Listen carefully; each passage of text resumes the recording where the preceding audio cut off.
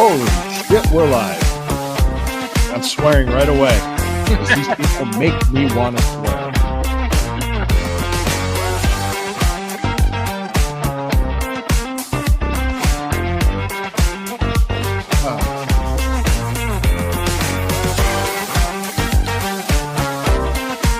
Oh, cool. Yeah, I gotta adjust something. We're here live, folks. We're here live. Appreciate you. This isn't going to be as long as last week. All right, nice super fade. Here we go. All right, we're here live. Thank you. It is the Burning River Browns Talk here on the Fanatical Elves Network, a subsidiary of the Fans First Sports Network. With me today is Steve Hemrich. Yes, sir. Hemrich. Yes, sir. I always mess up your name. Sorry about that. But Steve, good friend of the show, special guest. Sherry's out sick. She's fine. She'll be fine. She'll be back next week. So she just wasn't feeling good. So she goes, can I get Steve to fill in? I said, of course, Steve would be happy to. So we're here to talk the fallout from the Browns draft, the national media bias, people thinking Nick Chubb is 1 foot out the door and 1 foot in Chicago. And kind of because Jerome Ford took a pay cut today, but I saw something different, something contradicting that, meaning that Ford will stay. It's just, I saw some different information about that. We could talk about that. Anything else going on with the Cavs? Because depending on what happens tonight will be depending on the tip-off for Sunday, because I think if there's a Game 7 in that series between Golden State and Houston, Cavs tip-off will be at 6 o'clock on Sunday. But if there isn't a Game 7, it'll be at 8 o'clock on Sunday. And it'll be in Cleveland at the Rocket Arena downtown. So, Steve, thanks for joining us. Anything you need to plug, my friend? No, sir. I think you're pretty well at it there. I appreciate you having me. Well, I appreciate you coming on. I love Sorry it. that Sherry couldn't be here, but we had a blast last week. A blast last week at the draft, night 2 of the draft. Now, night 1, you were on vacation with your wife, right? Yep. Okay, he was on vacation with wifey, so he joined us from his vacation. I think, were you in Myrtle Beach? North Myrtle Beach. So you're South Carolina. Perfect. I've been there. It's nice. Yeah. Love it's Myrtle completely different than Myrtle Beach. Everybody says, oh, Myrtle Beach. It's like, no, it's 30, 40 miles north. It's a lot quieter. A lot less touristy.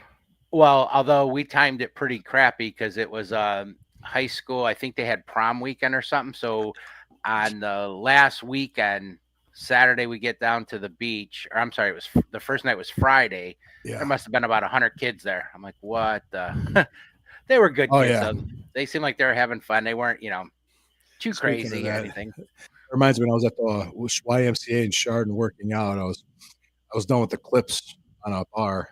Pearl bar. So I gave it to these 2 teenagers that were lifting on the bench press. I said, here, you can use these clips if you want. He goes, are you sure you're done with them, sir? I'm like, right. I just looked at him. I was like, mother. Right. Sir, I'll take it. We have a boat, and I had a guy do our boat. Was waxing it for me, and he kept calling me sir. I'm like, please stop. My name's Steve. And then finally, I'm like, how old are you? He's like, I'm 48. I'm like, dude, I'm a few years older than you. Yeah. Just call me Steve. I appreciate it. I used to do the same thing, but yeah, hearing the sir is a little weird now. Well, when they're teenagers, I'm at least 30 years older than them. At least. I'm going to be 52 next month, so it's just, I'll take it. I'm like, okay, cool. I got it. All right, it's fine. Nice to show some respect, so I get it. I did the same thing. Yeah, it's fine. But anyway, speaking of plugging, all right, check out all my stuff where I do Stirring the Pot with Johnny Cleveland every other Monday. The next show for Johnny Cleveland and I, we're doing a special schedule release on May 14th, which is a Wednesday night. Usually we do Monday nights, but we're going to do a schedule release show that night, which will be at 9:15. And also check out the Sunday Stew Pot with myself and Corey Castle. That's on Rumble every Sunday. It's not really sports related. It's more topical related and entertainment, but I have fun doing the show with him. You always see the reels out there. And check out the sponsor, Hemisphere Coffee Roasters. Click in the lead details of the show. Click on there, order up some good coffee. It's from Columbus, Ohio. And tell them that Lou sent you. You got to go tell them Lou sent you. Hey, before we go any further, let's just take a moment here to pause for a word from our sponsors. All right, I got it out of the way. I didn't need Sherry to remind me. Isn't that a Early, beautiful thing? Got it. Just get it out I of the would way. have. Just Yes, forget it. sir. Get it out of Just the for way. the That's a record, good one. it's I used to top of forget all the the time. top of the 7th, 3-3 Guardians and Blue Jays with 2 outs, men on first and second. Is it in Toronto or Cleveland? It's in Toronto. That's okay.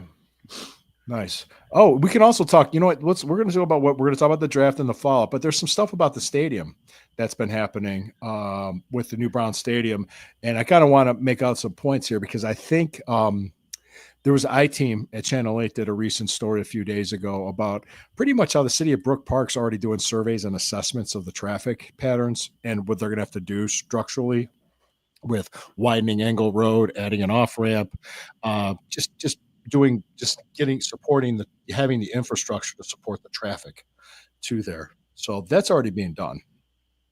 Plus, what's the guy's name? The Cuyahoga County executive. Now, are you in Lake County, Steve? Yeah, I'm in Lake County, but I saw something too on one of the other news stations, him talking about this again, and I can't remember. Cuyahoga County executive, was it running? Yeah, and He's asking for taxpayer money, $350 million to renovate the current stadium. Remember how yeah. You remember how they're screaming no taxpayer money for the stadium? No. Well, look what they're going to do if they stay downtown and stay in that stadium and renovate, basically polish a turd is what they're going to do. It's going to cost taxpayer money for something that sits empty 350 days out of the year. They make it so complicated. Plus, I don't understand. You were one of the first ones I remember hearing when you kind of broke down how it's actually being financed. Yeah. Yet there's still people to this day saying that taxpayers are paying for half of it, and it's like not even close. Not even close. It's so frustrating. And well, yeah, it's not even. And I'm showing numbers. I actually got into a Twitter spat with somebody about it. I'm not going to say his name, and I like him. He's a guy I like, but it's just he actually said, "Well, I hope it fails," because he knew I was right. He just says, I hope it fails, and I hope when we host the Super Bowl, Pittsburgh wins the Super Bowl. He said something like that. I'm like, what, dude, what's wrong with you? Right. I mean, you claim to be a fan and you say stuff like that. It's like, geez. So, yeah, that's just, why are you even a fan? How are they even gonna renovate that? You know, because Haslam came out and said the one time, you know, well, if they didn't get the approval, which did get passed by the one party, now it's going on to the next step. But if they didn't, they would just renovate the other, the existing stadium. I don't understand how they would do that though, and when and where would the Browns play? I mean, what type of renovations? You brought up a point I had never heard before. I never realized that stadium was built under the existing foundation. Yep. I never knew that. And there's engineers that say that foundation currently doesn't have another 20 years on it. They'd be lucky. Wow. So the city knows this. The city knows this. They know what they're doing. Yeah. They know the deal. We're old enough. I mean, how long have they been talking about that lakefront and doing stuff? I can remember and then nothing. So we'll see. Hopefully it gets done, but something's got to happen soon because I think you even mapped out a timeline. Yeah. Well, what's going on is that it's in the state budget. The state General Assembly is discussing it. The I-Team report was that they were talking about what the city of Brook Park's already doing to prepare. So the city of Brook Park knows it's coming. Mm-hmm. And this Cuyahoga County executive was pounding his fist saying no taxpayer money for stadiums. Now he's asking to renovate a stadium that doesn't have a foundation that's going to last another 20 years. That was built in a rush, and pretty much it sits empty, which it's just like, dude, read the room. But most people, once you go through the facts of everything, hang on, Ethan, thank you. Hold on. Ethan, yes, June 30th. I'm about to get to that. June 30th is the state of Ohio his budget is due. So then now they're trying to push taxpayer money. Thanks, Ethan. So right now the state's going back and forth on it, and things are being negotiated. And I like what Haslam said in the I-Team report, because he said, well, we have our idea on how to finance it, and the governor, DeWine, has his idea how to finance it. And it's kind of like they're negotiating. They're both negotiating it. Like, in other words, they're talking about, okay, can we do it this way? Can we do it that way? Can we do a little bit this way, a little bit that way? It's a give and take. And Haslam sounded flexible, and so did Governor DeWine. So that's how business is done. So I'm sorry, guys, but it's going to happen. We'll know June 30th when the state budget is passed, because it's due. The state of Ohio budget is due June 30th. Today is May 2nd, so we'll know within 2 months. And they're planning on breaking ground within once that goes through, they plan on breaking ground early 2026. And they plan on opening that stadium preseason, which would be August 2029. 2029. Because the lease expires at the end of the 28 season, correct? Yep. Okay. So you got 25, 26, 27, 28. We got 4 more years in that place. I think it's going to happen. If I was a betting man, because based on the way they're talking about it, because they're looking at taking the state's loaning the money, as well as the county and the city were going to invest, and it was $300 million each. The reason why they said that. What is that? Yeah, Chris Ronan. That's his name. Yes. Thanks, Brian. Chris Ronan is the Cuyahoga County executive that's asking for taxpayer money. The reason I've argued this with people too about the stadium. I said, look, if you want Haslam to pay for all of it, great. Let him do it. But he shouldn't have to pay any taxes. If he's investing and taking all the risk, then why do they have to collect taxes? Why do they get to collect the taxes? You're telling them to take all that risk and they're not going to have any skin in the game? Yeah. It's basically 10%. Essentially, it's 10%. Five from the city, 5 from the county, and maybe another 10 from the state in a bond loan. So that's really what it is. Now, what's the deal? Washington, they just announced they're doing theirs, right? Wasn't there? Okay. And a lot of it's privately funded. I think is it? That's over 75% of it is, or something. It's a lot more than ours. But I don't know if they're building a dome or not. I'm not. I thought it was. I saw one rendering where it was weird. It looked like there's like 6 tiers to it. It looked okay. I haven't seen any renderings. Now, is this going to be in DC? Yeah, because actually the one side they showed clear, and like I thought, and I hope I get the building right, was it the U.S. Capitol or something? You could see through the one side at a distance, which that kind of was cool. But if you get a chance, look, it was just weird how they had the different levels to it. Like I said, I think there was like 5 or 6 levels, but the way the rendering was, it just looked awkward. But right, we'll see. Who was Jones built his? Did he pay for all that himself when he did Dallas? I couldn't tell you. I don't think so, because I had Mike Davis on from Dallas. Okay, part of the effort, and I don't think he paid for all of it. He paid for some of it, but not all of it. Okay, hold on. What it said? The mock-ups indicate dome, and it will be the site of the current RFK, I believe. Well, where do they play now? They play somewhere else in They play in Landover, Maryland, don't they? They don't play in DC. I thought it was. I'd have to say, hey, anybody out? You're usually my crack research guy, Steve. so we'll have somebody else do it. But yeah, so that's what's going on with the stadium, guys. Pay attention, June 30th. If I was a betting man, I'd say 90% chance it's going to go through. But they're playing at Northwest Stadium, according to Google, which I is heard in Landover, Maryland. Yeah, it's not in DC. Landover, Maryland is correct. Okay, Ethan was actually there last year. He was telling me about it when he was at the Journey concert with me. Okay, and he said he was just talking about it. From what I heard, that stadium's a dump. Washington's is like one of the worst, if not the worst. Well, Ethan, we'll just tell you right there. It is an SHIT hole. There you go.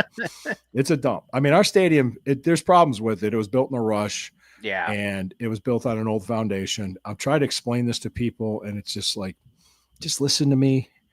Like, just listen. It still kind of blows me away, though. I mean, we're used to the old municipal stadium. That thing was around for what, 70, 80 years? 60 years. 1920s or something? 1930s, early 1930s. But then you hear, like, I mean, frustrating for me is when they talked about this, our current stadium, it's 30 years old, and they're like, oh, it's falling apart. It's like, what?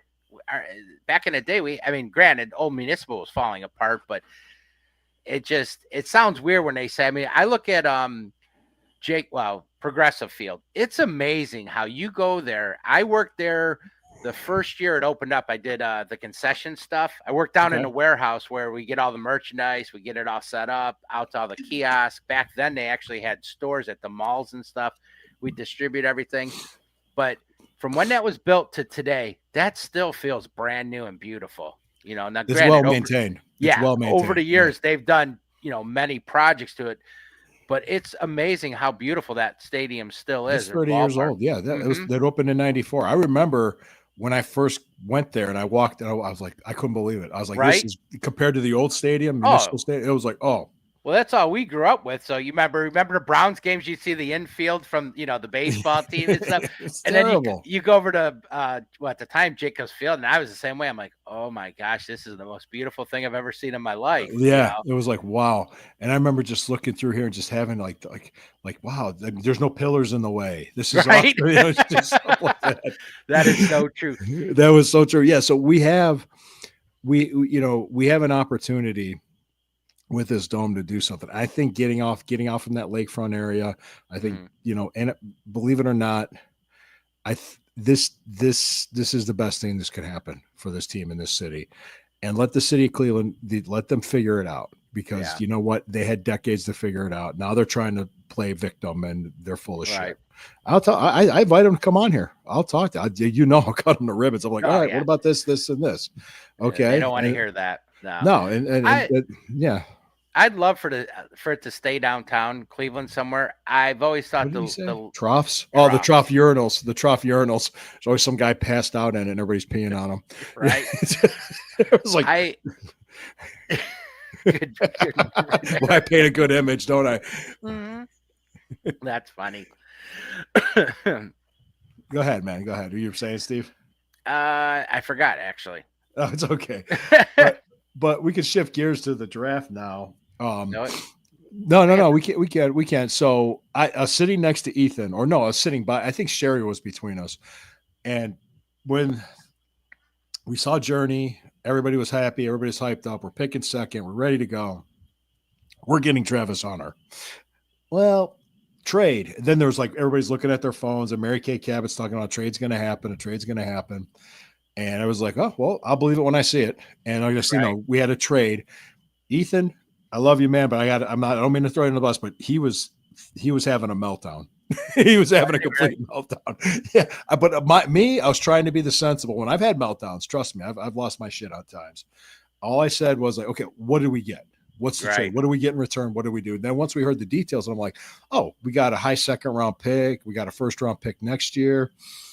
All right. And then we 3 spots back. We move 3 spots back and we get Mason Graham. I'm like, the play next to Myles Garrett along with Michael Hall. And I think Isaiah McGuire, Alex Wright, they're gonna be good. Yeah. On the edge. So I'm not too worried about it. I thought it was a good trade and a good draft pick. And I said, okay. I think once he calmed down, he was fine. He was upset because I want to win now. Everybody wants to win. Yeah. I think especially the last couple weeks going into the draft, I think it had become pretty clear, it seemed to be pretty clear that if they were staying there, it was Travis Hunter. So I think everybody was, a lot of fans were geeked up on, hey, we're going to get Travis Hunter. And most people said they felt he was the best player in the draft. So, I get it. I personally wasn't. I like the trade as well. To move only 3 spots back, for me, the whole thing, and we all know it, we need a quarterback. Until we get that franchise quarterback, we're gonna be how we are. And to move 3 spots back to get early second round pick this year and the number 1 next year, turned out to be Judkins. Yep. And most people had Mason as the 4th or 5th rated player in their, draft. So you're getting, it's not the sexy pick, it's a defensive tackle. So, I get it, but, I don't know. I like the trade myself. But the problem is we've done this before and get multiple draft picks. And then the next year they bomb on those picks. It's like, well, great. And I understand the other side of the argument of, you're passing up on these blue chip prospects, because you're getting multiple picks, but you never hit on them is I think the thinking of some fans. Right. I would say, well, they didn't have a first round pick or multiple first round picks for the last 3 years until this year. And if we got to root for Jacksonville to lose, that's the thing. That's the thing we have to do. But what we got so far is we got Quinshon Judkins, which I think he's a great pick. I like him a lot. The Schlesinger pick, I thought that from what I'm hearing, he's the second rated linebacker. He's second. We also signed Jerome Baker too in Yeah. free agency. So That one surprised me a little bit going linebacker. But after I read a little bit more, you're right. I think they had Campbell as the best linebacker, and that, and then Carson was second best. It is a need. I mean, typical Browns. I mean, I think most people thought going into it, we need to shore up our offense. Our offense, we haven't scored any points, and the first 2 picks were defense, but they're 2 good players. So, then we had 5 picks, 5 more picks after Quinshon Judkins. We had a 3rd round pick. We had 2 3rd round picks. The first 3rd round pick was the Harold Fanon Jr. From Bowling Green, which I was mentioning that throughout the whole night. I said we get this guy, the most productive tight end in FBS history. Well, it's funny. I remember that's when I was on with you guys during the draft, and we were actually before that pick. We're like, "Oh, what are you guys thinking?" I was looking at the best available. I'm like, "Oh, Fanon's out there." I had heard a lot about him, and then lo and behold, remember they go and announce it, like, there it is. So that pick, I love that pick. I pulled up something that he was the most productive tight end in FBS last season. Upon further, I love Ethan. He did. It took him. By the time we were walking back, he calmed down. He did he chilled go out. Nuclear? Not quite. Not quite. He was close. I had to call him. I had to talk him off the ledge. It's like, bro. It's okay. Let's see what happens. Let's see what happens. Did you see on a sidetrack? Did you see there was some video? I think it was current JOK at the facilities working out. I don't know if it was, I saw him walking to it, but I didn't see him if he was working. Was he actually working? I thought he was doing some type of Nick Chubb was doing working out. I saw that. I see. Yeah. Judkins, Fannin, Sampkins. Yeah. Oh, yeah. Sampson. Yeah. Yeah. Dylan Sampson. That one that surprised me. He was in the 4th round. Yeah. And that I was like, when I heard what we got him, I'm like, whoa, he was available. I thought he was still on the board. I was like, well, we got him. I was like surprised. Doing a little and Fannon's going to be great, because those guys are going to help right away. Absolutely. Obviously, everybody's talking quarterbacks in these drafts, and I remember you telling me that night was like, well, tell me, Mr. Positive, how to do a spin on this when they took Gabriel. When they took Dylan Gabriel, and what did I do? I didn't say it. I didn't spin it. I just read his stats. Yeah. I just let me do this. Let me pull something up here. This is interesting. I was doing my own little bit of research before. I'm going to pull up his stats. Okay. On his 2 games against who's arguably the best defense in college football last year was Ohio State. Okay. Wouldn't you say that? One at the top, I would think. One of the top. They're probably the closest to an NFL defense you'll see. All right. Stats from the 32-31 victory in October of 2024. Dylan Gabriel. All right. He had 23 completions and 34 attempts for a 67.6 completion percentage, 341 yards. And he had 2 touchdowns, no interceptions, no sacks. His QB rating was 171.3. Yeah. That's a really good game. Okay, let's go to the Rose Bowl when Ohio State kicked the shit out of them. All right, let's just do that, because the Rose Bowl, I remember watching that game. Okay, Rose Bowl. Let's do this. I'm going to read Quinshon Judkins stats too. Okay. From those games, including the national championship game. Dylan Gabriel was 29 for 41. All right. Hold on. Let me do this. Ethan's doing this. All right. Stretching and such. Not sure what he really means, but it's good to see him in the facility. Okay. He was there stretching. Okay. And let me see. Defensive OSU improved a lot after that, to be honest. Okay. Yeah. I'm doing the Rose Bowl now. So this is what he did in the Rose Bowl, Ethan. This is when Ohio State was playing after the Michigan loss, like a pissed off team. Because that's when I saw them play Tennessee, I was like, oh, this team's angry. As soon as I started, I was like, damn. I was like, yeah, because it was almost like that was like the best thing that happened to him, because they just went on a tear. So, okay, all right, he was 29 for 41, 29 attempts, 29 completions for 41 attempts, for completion percentage of 70.7, 299 yards. He was 1 yard short of 300. And let me see, 2 touchdowns, no interceptions. He was sacked 8 times. Yeah, that was it. But his QB rating was 148.1. Still, okay. So that's numbers. Very. That's against Ohio, and they lost that game, if I'm not mistaken, 41-21. It was a 20-point loss, but you're talking, it was like 34-8 at halftime. Yeah. I mean, yeah, we were blowing them out, and then a little bit of a comeback that second half, but yeah, they had to show some pride. I mean, that's what they were doing. But let me read the Rose Bowl stats for Quinshon Judkins, which your jaw is about to drop. 17 rushes for 85 yards, averaged 5 yards a carry, and his long in that game was 19. Travion Henderson had 8 rushes for 94 yards, but he averaged 11.8 yards a carry. He had 2 touchdowns, where Judkins had no touchdowns in the Rose Bowl, and Henderson had a long run of 66 yards. Okay. But that's just let me look at the national championship game against Notre Dame. How did Judkins do? I mean, these are big time college games. So, oh yeah, Judkins scored in that championship game, I thought. He had 2 touchdowns. Yeah. He had 11 rushes for 100 yards, 9.1 yards average, 2 touchdowns, and a long run for 70 yards. Okay. Yeah, I liked him. He was my hope going in. We all knew we needed a running back. I would have been ecstatic. I was hoping we'd get either Henderson or Judkins. Henderson, I was slightly higher on just because he's more of a complete back. Some of the film I saw with him and shows he's also really good at pass protection. Can catch. He's just a complete back, and most people feel his best is still to come. But Judkins, man, he's a heck of a runner. What surprised me is when I saw his 40 time. You knew he's a big, strong, physical back, kind of like a Kareem Hunt style. But he ran like a 4.48, or it was into 4.4s, and I didn't realize he was that fast. So he's got some speed. He's not slow.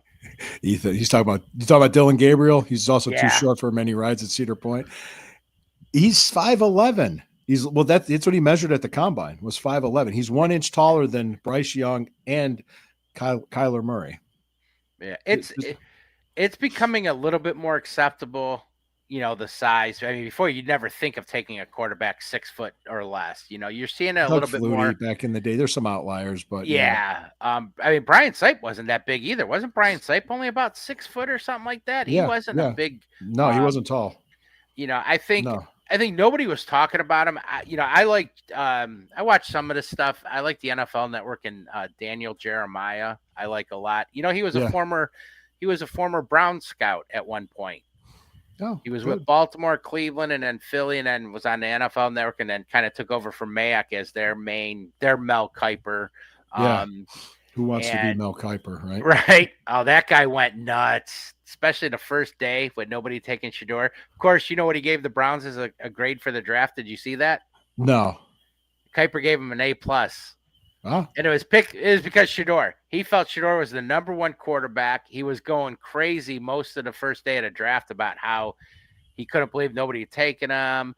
I saw a clip of it. He went during a conversation with the guys. He went off about how NFL can't evaluate quarterbacks and stuff. And he loves himself some Shedeur for some reason. Yeah.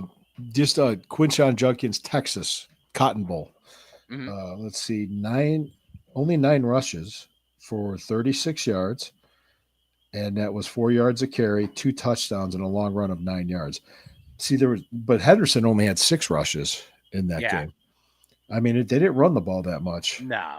Yeah, there's only 24 rushes total between 4 backs because Will Howard had 7 runs himself. Yeah, so, the fact that we got both of those backs in that draft. I mean, most things I saw, I know I had it. As far as the running backs go, they had what I saw anyway was Judkins rated the 4th back in most people. A lot of people, of course, you had Gente, Hampton, and then I've seen it kind of back and forth. Henderson and Judkins as the 3rd or 4th best back, and then I saw Sampson as high as the 6th rated back. So like you said, the fact that he was still there, we knew this was a deep running back class. The fact that you got 2 of the top 6 backs in this draft. Yeah. And then you were talking about a little bit. I just saw it before I joined you. And I missed it earlier. If I understand it correctly, so Ford redid his contract and it's taking about half the money. Guaranteed. You half guaranteed, yeah. Okay. I thought I saw Well, and this is what doesn't make sense because I think your friend of the show, Jack Duffin, I Jack think Duffin. Mary Kay said something about this signals the end for Chubb, but yet That's what everybody's piggybacking on what she said. And but I don't think get me Jack wrong. said something different. Like I he got it doesn't right see here. What he said. I have it right here. Yeah, he said Ford was never making the roster at 3.406 mil in 1 year. He knew this and why his camp agreed to a 1.7 mil 1 year deal. This can all be traded to a new team with no dead cap from the 1.75 mil. So he's on the team or traded, no cut. Right, and if anything, it makes him more attractive for trade potentially.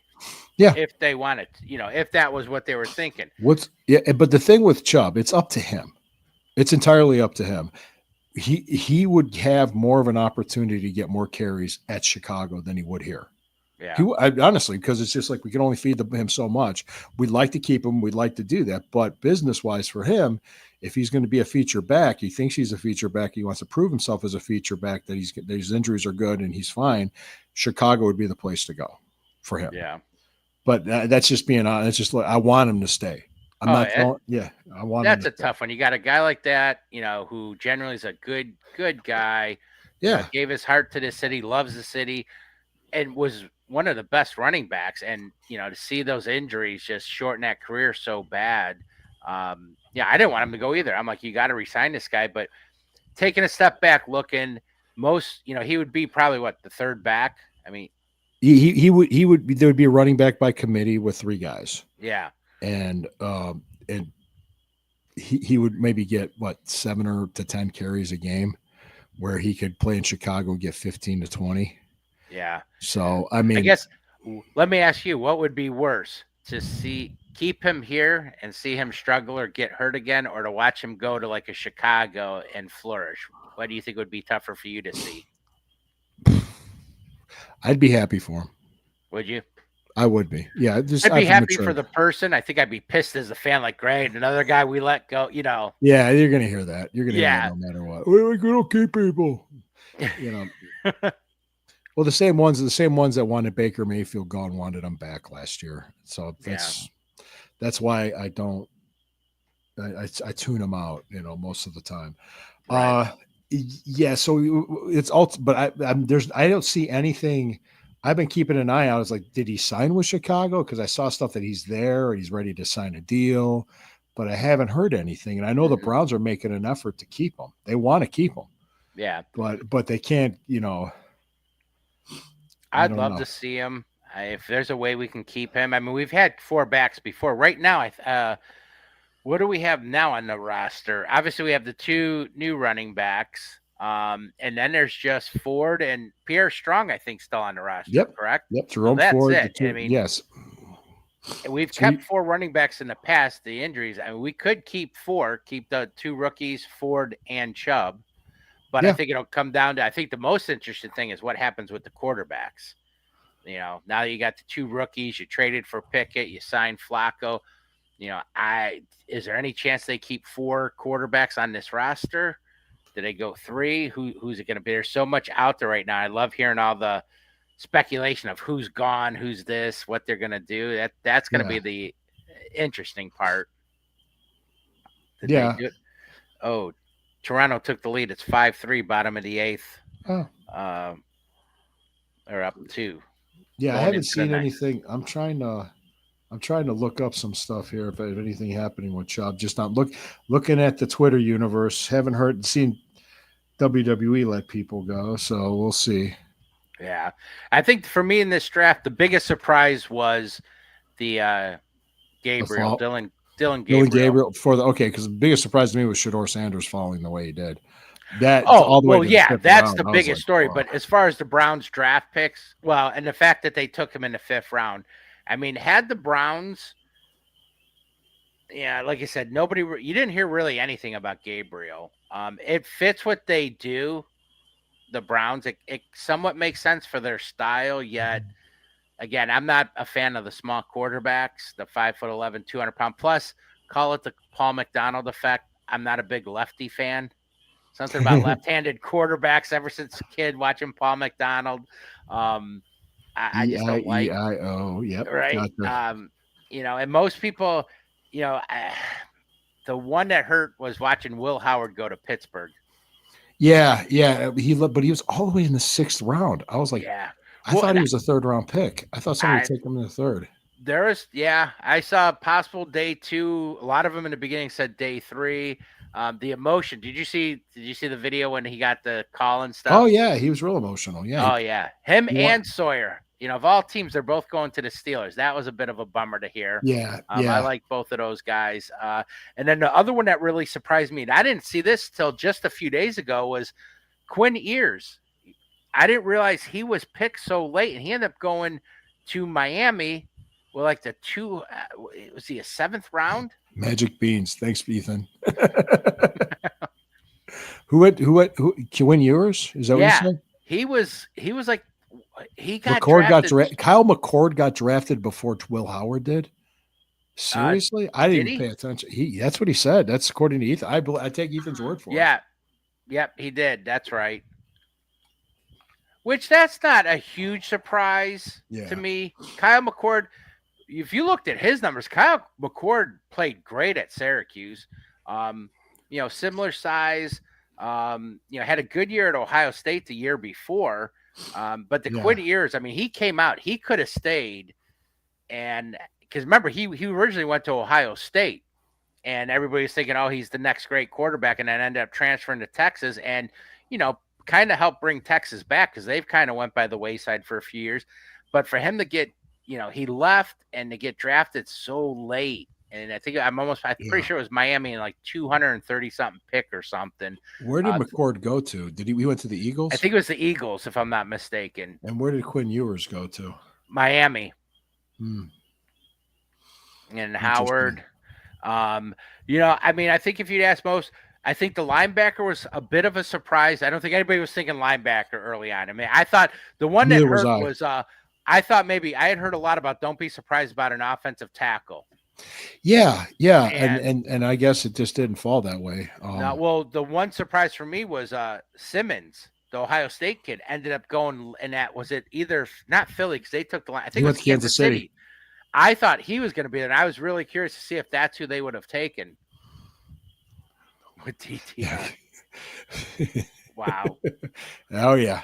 I was the other thing I was really intrigued by, and it was Brown Spider. Got me on it. He fell in love with the possibility of the Browns taking Jalen Milroe.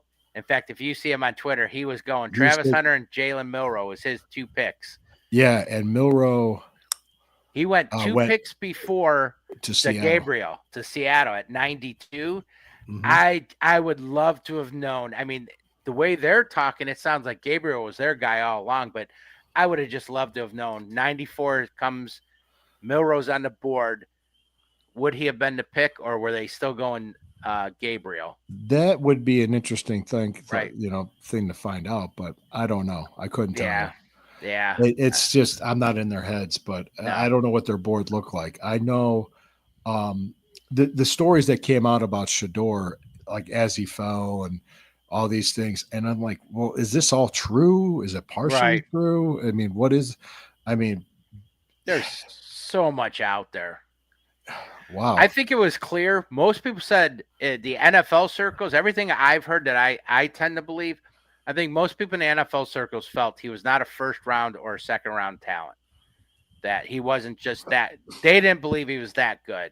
Now, why he fell that far, nobody. You've heard all the stories. Oh, he had a bad interview with Giants and Dable, and this or that, or it's his entourage or his dad or his dad not wanting to go to Cleveland, and no, but he even said like they joked kind of saying, "Oh, we're praying for the Giants," and then the reporter thought he'd be a smart ass. Said, "Well, what about Cleveland?" Mm-hmm. They do that shit.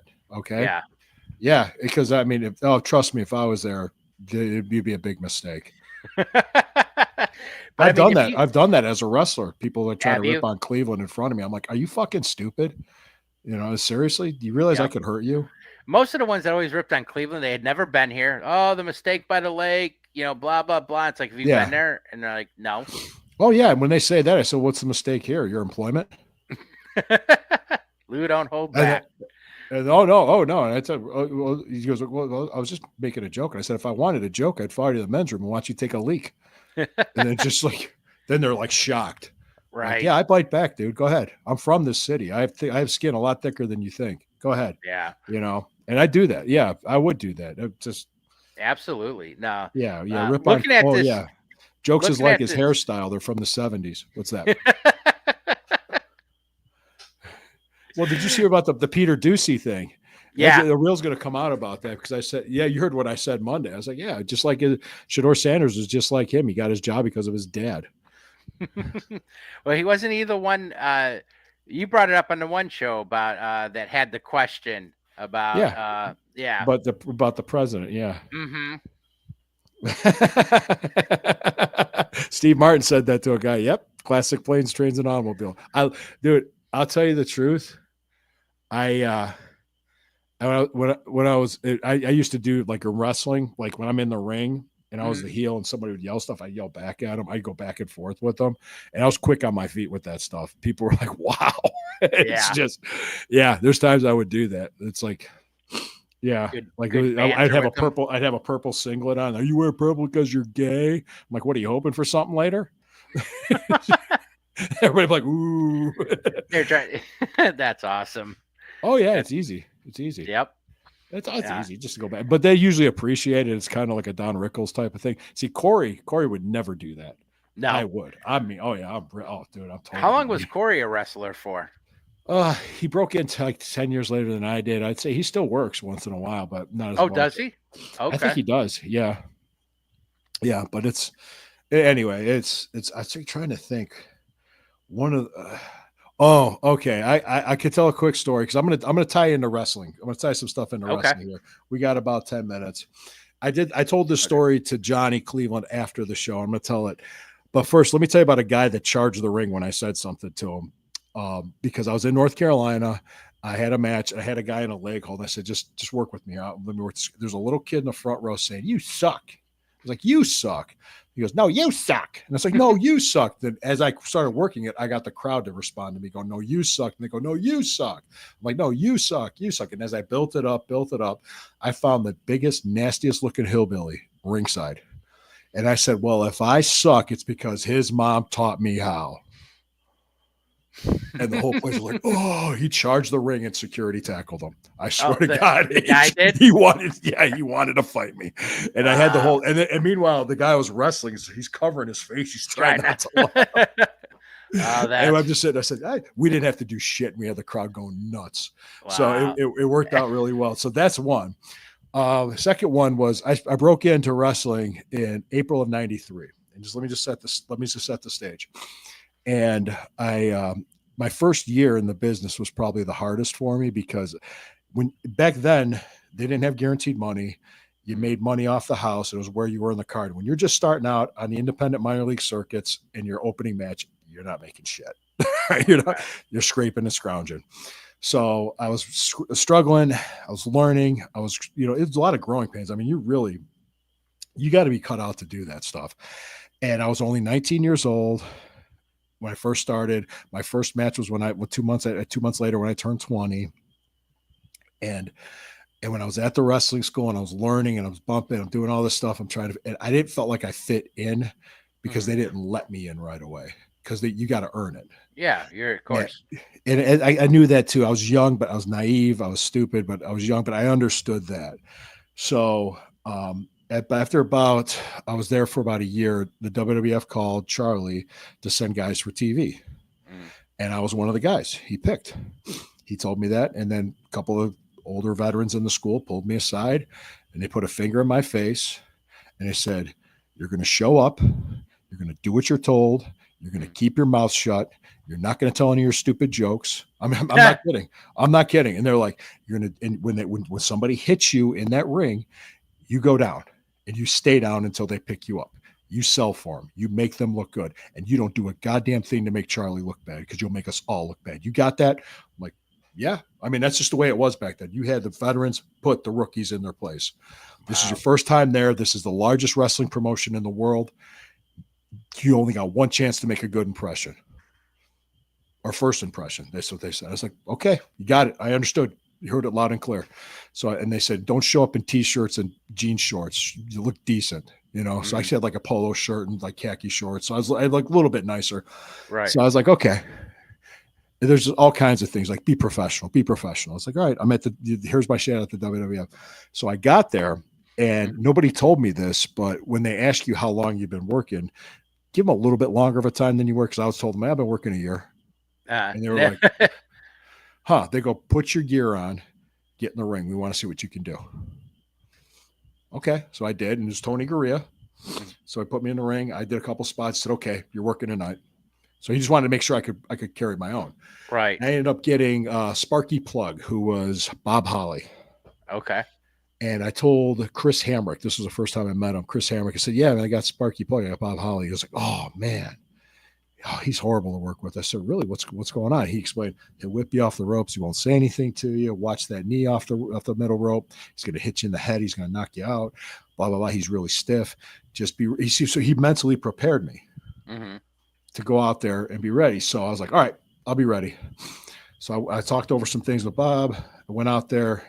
Dave Hebner was the referee. And there was a spot where we had to go from corner to corner. And he was going to kick me in the face, do like a savate kick. So I come charging in and he, boom. And I mean, it was the hardest I've ever been hit in the chin in my life. Okay. And I went down. I'm like seeing birds and stars and shit. I'm like, what? And all of a sudden I started feeling blood trickling. And I'm like, shit. And they picked me up and I came to. I was fine. Because you okay? I said, yeah, let's keep going. We were good. I had blood coming out of my mouth. I didn't get knocked out, but it fucking hurt like hell. And then he whips me off the ropes.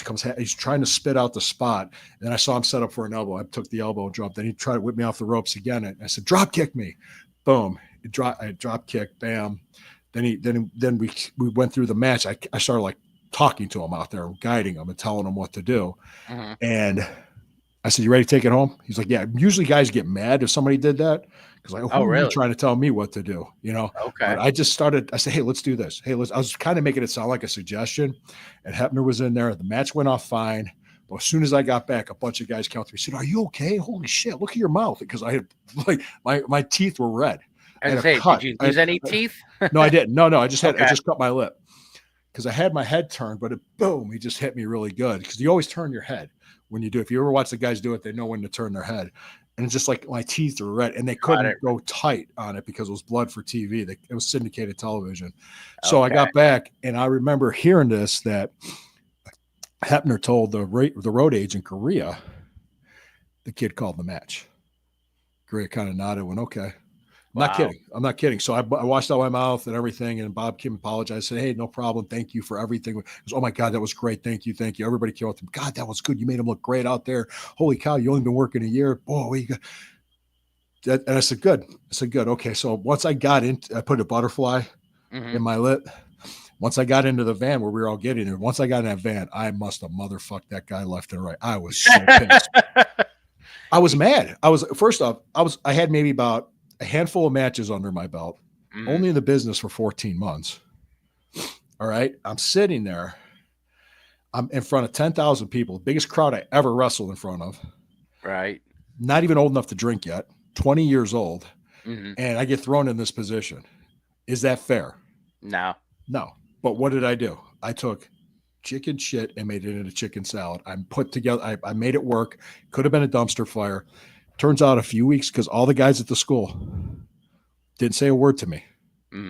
Nobody said anything to me. Charlie came up to me, pulled me aside, told me, Lord rest his soul, Charlie's no longer with us. He died in 2016. He said, they called me about you. And I'm like, fuck. He goes, you did good. They liked you. He goes, you did good. They were surprised you were only working a year. They pretty much said, like, get some more experience, get the baby fat, get in better shape. You'll have a future. That set the foundation for you, though. And 2 years later, I was working for him regularly for 4 years. Nice. Strongbow called my house in the summer of '96. I'll never forget seeing his name on the. His real name was Joe Scarpa. Seeing his name on the caller ID, and at that point, a lot changed for me. My parents started supporting it because they saw me on TV. That'd have been pretty cool for your parents. Yeah, they thought I was crazy. They thought I was wasting my time. Once they saw me on TV, they were like, okay, he's Well, serious. you went to, was it Cleveland State? Yeah. Was that before? That was before you got into wrestling, or no? It was after. Is that yeah? I got into wrestling first. Went Okay. to Cleveland State. Yeah, I went. I made sure I finished college. Okay. So I did that. Let me think. Then the guys at the school, I was kind of in at that point. They didn't tell me, "Hey, you're in. We're cool now." They just started treating me better. Right. It was just like okay, I didn't make them look bad. I made them look good. I made the school look good. Right. And then I just started getting more bookings. I started getting more money. It just things started turning around for me at that point. So it was like, here I was. It was like a crossroads. How do I handle this? What do I do? Put that into what happened to Shador. Mm. You know, was it fair for that kid to be on cameras like that? Was it fair that somebody prank called them? I mean, and thank God the internet wasn't around when I was young and stupid. No question about it. Because we've all done stupid shit when we're in our early 20s. Absolutely. But now, did you see all the stories after? I saw who was it? I think Abdul Carter. They're claiming he got one of those prank calls. I don't think it was by the same kid. I think Tyler Warren did too, this tight end from Penn State. I know for a fact Abdul Carter, and I could have swore there was somebody else. I heard Tyler Warren did. Yeah. Okay. I mean, it's just insane to hear some of these. Getting back to the draft, like you said, the round 2, the Carson linebacker was a little bit of a surprise. It made sense. It's a need. A bunch of players got pranked. There's stories coming out of all these different guys saying that they got a call. That I think even was Will Howard. Was Will Howard pranked? I don't know if Will Howard was pranked. You said Genty was. Okay, I don't know if I saw that one. I could have swore I saw something with even. Genty went to the Raiders, right? Yeah, he was the 6th pick right after us. Yeah. Yeah, well, they're playing 50. "Don't Stop Believing" by Journey. But the linebacker one was a little bit of a surprise. Well, just so you know, Bob and I were cool after that. It took years. It took me years, decades to kind of think back and be like, okay, it was the best thing that could have happened to me. And and he even talked about like where he was at that point because he wasn't comfortable calling stuff in the ring. He was a nervous wreck because he was afraid. He was like one match. Most guys not want to work with him. Well, no, it was just he was one bad match away from getting fired. Okay.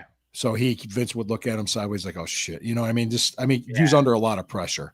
I think it's funny how you kind of reacted to all those guys and stuff, and then you get in the van, you're like, motherfucking listen. I kept my mouth shut until I got in that van. That was pretty good. Being that young. Oh yeah.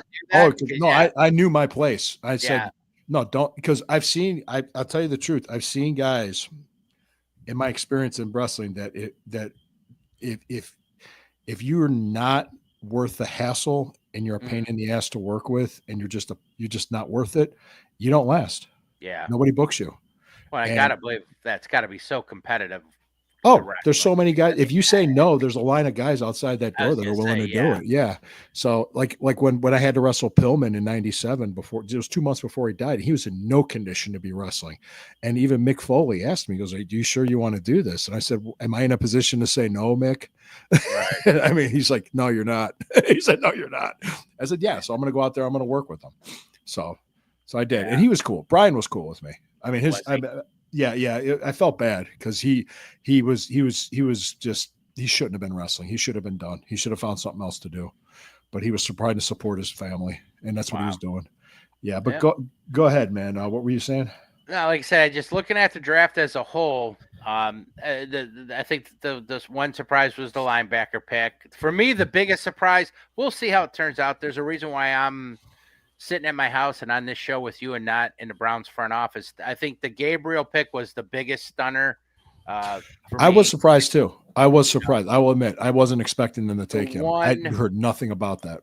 I'm a big Daniel Jeremiah fan, of the so-called experts and stuff. I really like what he has. He had Sanders as the 20th ranked quarterback or 20th ranked player.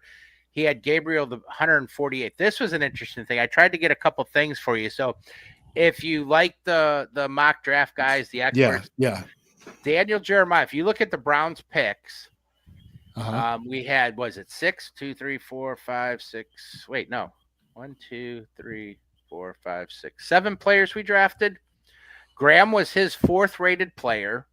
Sanders was his 20th rated player, and we got him in the 5th round. Yeah. Judkins was his 38th. We got him 36. Schlesinger was 40th. Okay, Harold we got him Fannin 33. was the 56th ranked player on his board of all the players in this draft.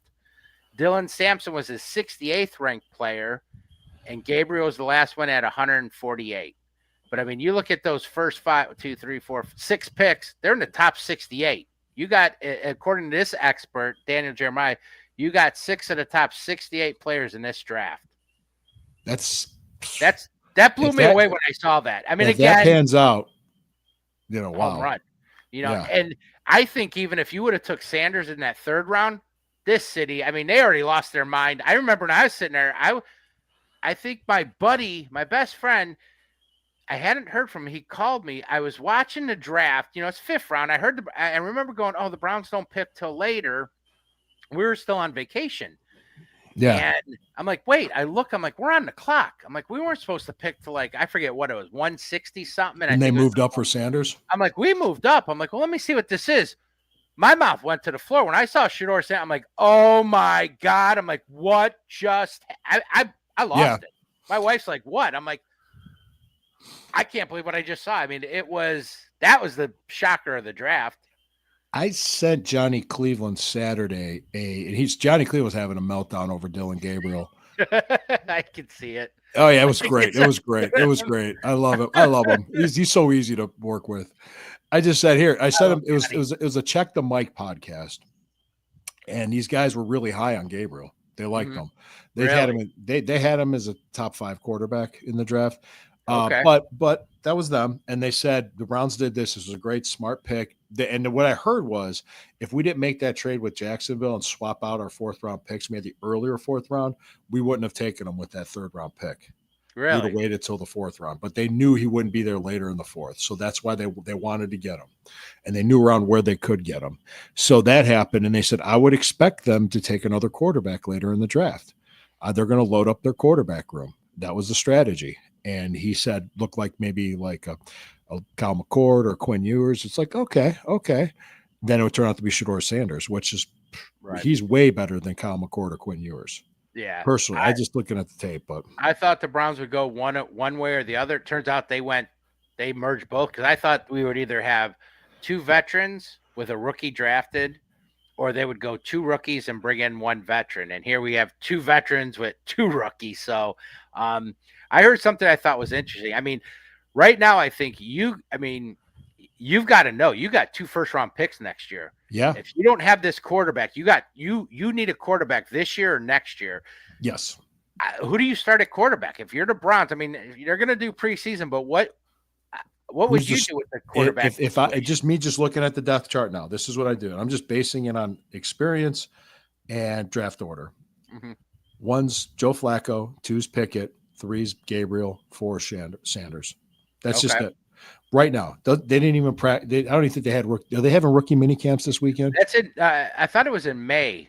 I saw. Well, it is May. Right. It is May. It's May 2nd. It's in a few weeks. It's coming up. It's coming up. Rookie. Yeah. They didn't even do OTAs or mini camps or anything yet. So there's no practices. So really, just wait till you start seeing them on the field and pads and start to throw and make their reads, and we'll see. We'll see. Let me see. Hold on. Oh, wow. Hardcore Holly carrying around that scale. Now, that was Crash Holly. That was Mike Lockwood. I knew Mike when I was in ECW. Mike Lockwood was a great guy. I felt bad that he died. I've heard. I'm assuming with the Sanders pick. Yeah, is that what the Sanders pick with the belt in the village? All right, I'm sorry I'm behind on this. Sanders could be a huge steal in this draft. He could be. Yeah. He could be. But, I mean, look, low risk. Very low risk. Yeah, I was like, take him. I mean, anybody that took him, if other than the Browns, the national media would have been fawning over him. Well, here's what blows my mind, and this is what I heard a lot. Most people I've seen talk May about 9th through Gabriel. 11th. Thanks, Ethan. Okay. Most people I heard talk about Gabriel, solid backup, like as a ceiling. Where Sanders, I mean, people are thinking, starting quarterback potentially, or it could be he's boomer bust. I don't know if there's much of a middle with him. It could be, franchise I don't know. quarterback, or it could be a bust. I personally, I thought I heard, and the other thing is the Browns seeked out to get Pickett in that trade. Yeah, they wanted Pickett. Yeah, they wanted him. They see something. They gave up draft capital because you heard right away. Oh, they're going to get rid of Pickett and keep the two in Flacco. It's like, well, not necessarily. They had to have an idea of what they were doing in the draft at quarterback wise. Because everything I heard. Did you hear this too, Lou? That trade with Jacksonville, that wasn't worked up. They had that that was basically done a couple weeks ago. It was what I heard was that Cam Ward, as long as Cam Ward went one, that deal was done. And that was made about a week or two ago. I knew it was in the works for a couple of days at least. No, the one story I saw about I can't remember if it was 1 or 2 weeks that basically all the details were worked out, but it was all they wanted to make sure Ward went one, and that deal was done. And did you hear like the Jacksonville GM in his press conference, and he's giving all these buzzwords and I didn't understand. And I'm like, dude, what the hell are you saying? I mean, okay, let's just say this. Okay, Jacksonville is picking in the top 5. All right. They gave up draft capital. They still have holes to fill, just like the Browns do. Yeah. Okay. They have holes to fill. Mm-hmm. And they how else can I put it? They gave up draft capital. And I think the thing to do is to root for Jacksonville to lose.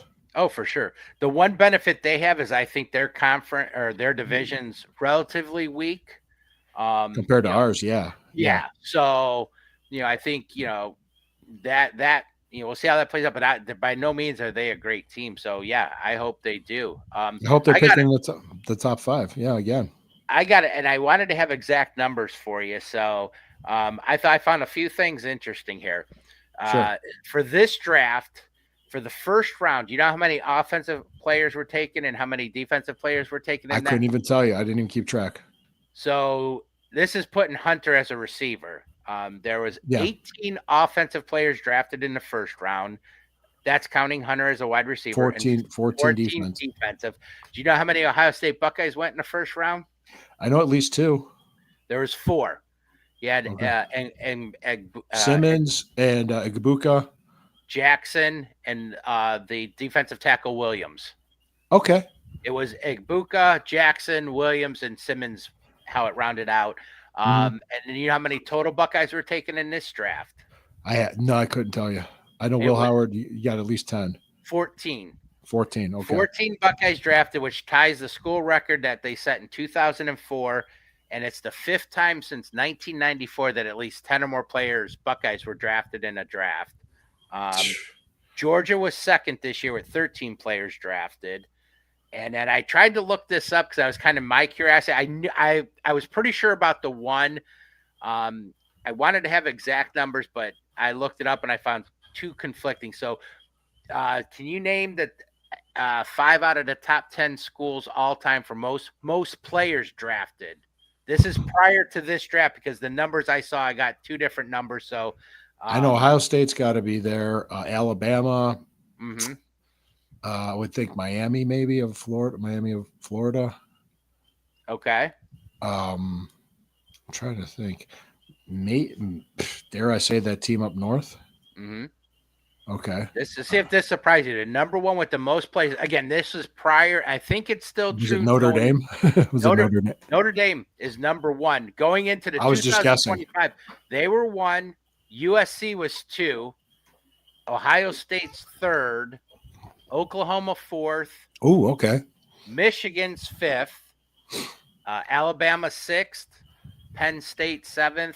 LSU 8th. Georgia 9th. And Florida was 10th. The Gators. Again, this was 2024 because I looked at some and the numbers were all different, but I think that order, I knew USC, I always knew, in Notre Dame, just for their history. No real surprises. But here's the one. Do you know most first round draft picks? What school can you guess? Any guesses on the schools that have the most players taken in the first round? I'd probably say maybe Alabama. Okay. Any other couple more guesses? Well, I'm looking at the ones that are at the most picks. So you probably look at Ohio State, maybe Notre Dame, maybe Mhm. Michigan. So There you go. Number one with the most first round picks, and it only strengthened it this year because I think we had the most with 4 this year. But again, going into this draft, Ohio State was number one. I thought I saw the number 91. I could be wrong, but Ohio State has the most first round picks by a school. USC is second, Bama third, Notre wow, Dame fourth, Miami of Florida. There's your Miami. They were fifth, Florida sixth, LSU seventh, Michigan eighth, Oklahoma, and then Georgia. So Ohio State's had the most first round picks, players taken in the first round of any school, and they're third overall with most players being drafted. hmm, So I that's tried to look. interesting. Yeah, I tried to look. I don't know any. I wanted to ask you about the undrafted free agent signings. I'll be honest, I don't know any of them. I've been following it. I There's been looked some at it. guys. There's been some guys, and that I know. Shiloh Sanders went to Tampa Bay as an Tampa Bay. undrafted, The which Browns is got this one kid, the safety from Pitt, McMillan. yeah, I They heard I good saw things a about him. video with him, and the phone conversation. They were eager to bring him in. They had a hat for him and stuff. Kid broke down. I thought one of the coolest stories was. Did you hear the story about Mason Graham during the draft? Uh, he got Graham You got got a drafted. text. You got a text from Miles Well, Garrett. that too. That he did get a text early on from Myles Garrett, but no, he got drafted, and he was doing a whole media thing for a while. He was talking to somebody, and they said his one buddy, and I think it was it the cornerback? One of the other guys from Michigan was still in that green room. And he went and sat with him. He went back. He stopped what he's doing and went and sat the rest of the time with him until he got drafted. I thought that was a cool story. That was that what was that kid's name? Anderson or Was it? yeah, he was a good corner. He was one of, but the thing was he had a knee injury and he slid. He slid Okay. in the draft. Yeah. Yeah. So He ended up going back and sat. So I thought it was a kind of a cool story. what do you got here, Ethan? Hinkle, Minkle, Mick, heard he Hinkle, Mickleberry, Mickleberry. All right, you make me fucking pronounce shit. Is that big? There's one guy that I guess some guys are real big, like they talk. But I remember when the Browns drafted DeJuan Jones from Ohio State. Mm-hmm. Lord rest his soul, my father-in-law. I was helping him, and I was listening to my earbuds on the Odyssey app to the draft. It was day 3, and they were saying, right tackle DeJuan Jones from Ohio State. Oh, okay, we drafted a tackle. Good. Then I heard them read his measurements. Mm-hmm. 6'10", 350 pounds. I'm like, Jesus Christ. 6'10". He's 6'10". Is he really? Yeah. You ever see him? He's huge. He's a monster. Of a man. Yeah. I didn't realize he was 6'10". Okay. Yeah, I he's thought one of the like largest human 6'8" beings. or something like that. 6'9". Yeah. Just to give you an idea, Andre the Giant was 7'4", and I saw him wrestle. I was ringside for some of his matches, but God, you just when you're that close to him, you're like, oh my God, to see Right? Andre the Giant. But DeJuan Jones is just a massive human being. It's so funny. He was in the 4th round, and he actually played Yeah. like a first rounder his rookie year when he didn't get hurt. Yeah. And he got hurt last year too. If he could stay healthy, he's a great tackle. Huge. Yeah, but go ahead. What were you saying? I'm sorry. No, my wife and I were out on vacation. We went out to dinner at this one restaurant, this Italian place, and this guy comes walking in, and my back was to everything. My wife's like, I don't know if the lady's just this short or if this guy's that tall. He walked by. I'm like, this guy's tall. The guy was like 7 foot. The guy was a giant. And this lady was probably average 5'6", 5'7", average woman height. Yeah. I'm like, oh no. I asked my wife, I'm like, why don't you, when he gets up, just be, excuse me, sir, how tall are you? She's like, I can't do that. He probably gets asked all the time, but he was huge. I'm 6 foot. I feel like I'm a decent sized guy. Yeah. Going to Cavs games. Yeah, you met me. I'm 6 foot. Yeah. I'm we're about the same height. I weigh about 250 pounds. I'm a bigger guy, but I'm bigger in different ways, unfortunately. But no, I've been Cavs games. I've met tons of, professional athletes, and I've gotten by some of the I met Larry Nance in person. He was 6'10". You're just like, geez. I mean, I've got buddies that are 6'2", 6'3", 164. But when you see these guys that are over 6'6", just how big they are, you're like, wow. I can't, it's crazy how much bigger they could be. Oh yeah. DeJuan Jones, I've seen him in many things. Well, I just saw this yesterday. Did you see the picture? I don't know where it was at. They had David Robinson, Tim Duncan, and the rookie, the kid, their newest guy, Wembe. What's his name? Wembe, the San Antonio center. Okay. They showed them in a picture. I mean, David Robinson was 7 foot. Tim Duncan was, I think, 6'10" or 6'11", Yeah. and Wembe towers over. I mean, they look. He's like 7'5". Yeah, you until you see a picture of those guys and just how much bigger. Now the kid's a toothpick. He's so skinny, but it was Yeah, he was amazing. a top draft pick. He's the number 1 draft pick, Number wasn't one he? pick. Yep, like A couple 2 years ago. Mhm. Yeah. But just Yeah. to see that size, it's crazy. So anyway, as There far was as a the draft, guy, was Go a ahead. Manute Bol, and I Mhm. remember him and George Mirasan. Yeah. I met him. I at one point over on the west side of Cleveland, right off the freeway 71. I worked at Mirasan or Manute Bol? Yep. I worked Which- at a hotel called the Marriott right off West 150th, and the bat is right there off of It's by the airport. Yeah. Yep. And it was a very popular place back in the day for teams to stay at because it was right out of downtown, close to the airport. And I worked in the restaurant, and the Sixers were in town. And one of my favorite players, non-Cavalier, was Chuck Barkley. I loved Barkley as a player. And they were staying at that hotel that night. I got done. I was a busboy at the restaurant, and I got done, and I went down, and I'm like, I just want to see if I can meet Charles. They're in the bar. Of course, there's women all around them. I'll never forget. Yeah. Right. I'll never forget. There was this blonde lady, and here's this, dorky white kid. I'm trying to be like, I just want to try and say hi. He's like my favorite player. And she was basically wanting me to get the hell out of there. But Chuck was pretty cool. He's like, no, come by, shook my hand and stuff. But on the team at the time was Manute Bol. Okay. I've never seen a person that big. I mean, the guy towering. He's one of those when you come through the doorway, he's got a duck to go through. He's 7'7", I think. That's the tallest guy I've ever seen in person myself. And what's he, 7'5", 7'6", you said? So I think 7'7". I could be wrong. George Mirasan was the same way. That guy, he played for Washington back in the 90s. George Mirasan. Yeah, they did the movie My Giant. It was him. Okay. But Billy Crystal wrote the movie about Andre because he had time with Andre when he did The Princess Bride. Okay. Yeah. But wow.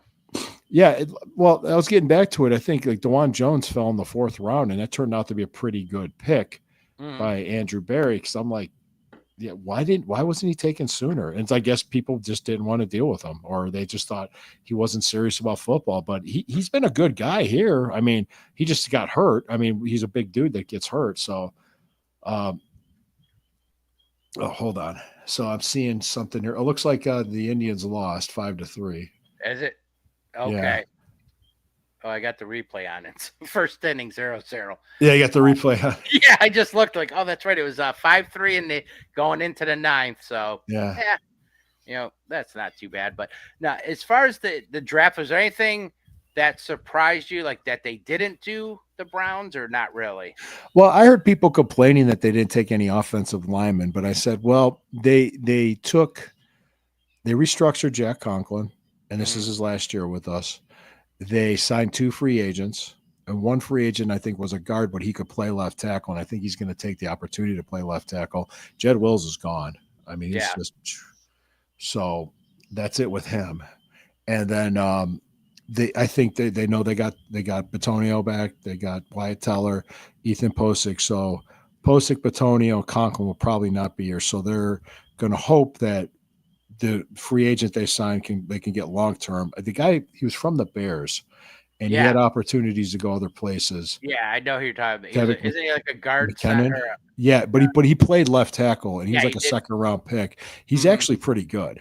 So I'm thinking they figured the line wasn't the top priority. Quarterback, they addressed. They're trying now. And when I hear people calling up and saying, "Well, there wasn't a strategy," the strategy was to load up the quarterback room.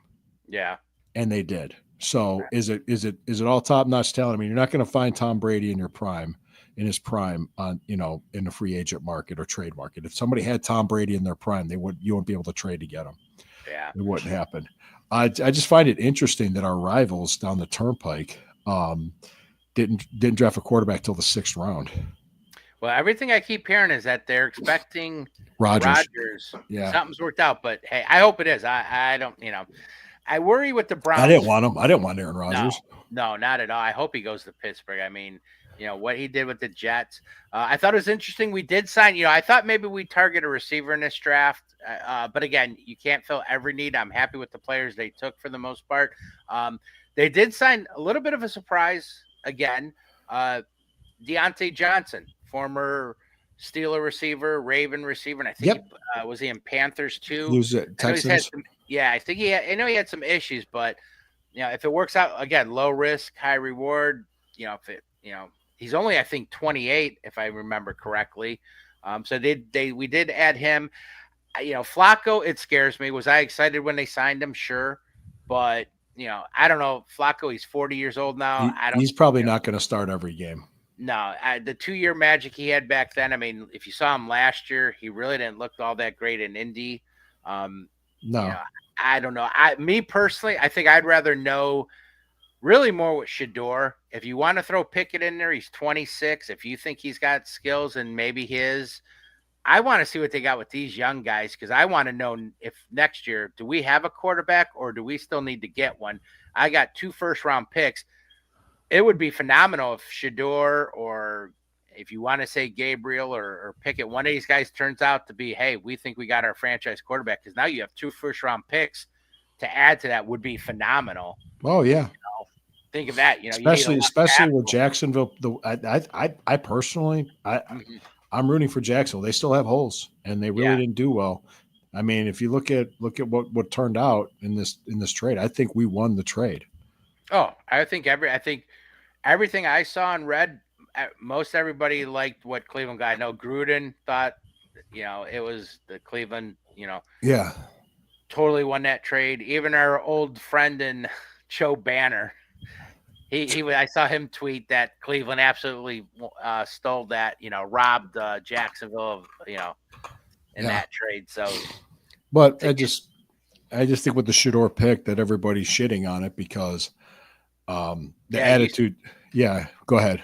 No, I was going to say you should talk about that because you mentioned that to me before we got on our show, but I don't think you talked in this show. No, I said I think if any other team would have made that pick in the 5th round, whether it's Dallas, Green Bay, Pittsburgh, and Cincinnati, whoever. Wow, what a value pick! What a great pick! Oh, wow, that's a great thing. Wow, how smart are they? That's great. New England, whoever it would have been, it's the Browns. National media's got to just take a shit on it. Yeah, and that's what we deal with. That's just what we deal with, and they're assholes. And what they don't understand too is how were the Browns like they were for 20 years? What happened? And I've written about that. I've done articles about it. I've explained it to people. What we got in 1996 was the death penalty, essentially. And we turned into SMU is what it was because we got shut down for 3 years. We were given an expansion team. They had to put that team together in 10 months. They had to build the stadium in 2 years. It was just everything about it was rushed. That expansion draft was a joke. The players they were allowed to kind of pick from, was it, Yeah, it was right after the success of Jacksonville and Carolina, so we thought we had a chance. We didn't have a snowball's chance in hell. Yeah. I'm even more amazed how we won 2 games in 99. But the best thing was beating Pittsburgh in 99.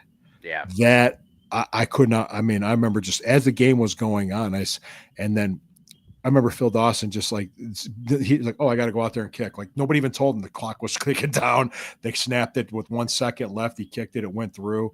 Yep. And I'm like, "We just beat Pittsburgh in Pittsburgh. We just beat Pittsburgh in Pittsburgh." And that was it. I mean, it was like I waited 3 years for this. I waited 3 years. That made that whole season worth it. Everything was that one game. Yeah, well, that one I remember the New Orleans game too. That was the Hail Mary. The Hail Mary on Halloween. Who caught it? Was it Johnson or Kevin Johnson else? Caught it from Tim Couch. Yeah. Actually, was Gerard Cherry, who's with KNR, was he on that? Wasn't he on that Saints team? If I remember correctly, he was. I thought I heard him talk about it before. I remember that one. Him launching up that Hail Mary in that right corner of the end zone there, and Johnson catching and doing the toe tap. It was a touchdown. Yeah, that was it. It was a touchdown. It was there. Yep. I remember, Rented. yeah, it was just, I remember that. I was just like, wow. And people, they shit on Tim Couch, but Tim Couch didn't have a line. He had nothing around him. He got the I shit will kicked out go of to him. my grave if Tim Couch was on any of these teams from the 2020 on. This team's a Super Bowl contender. Yeah. Couch was a good court. It didn't have nothing around him, like you said. The offensive line was terrible. I mean, he had guys like Terry Kirby as his running back. I mean, he had nothing for a while. And if he had anywhere near the talent that we had now, this team would have been so much better.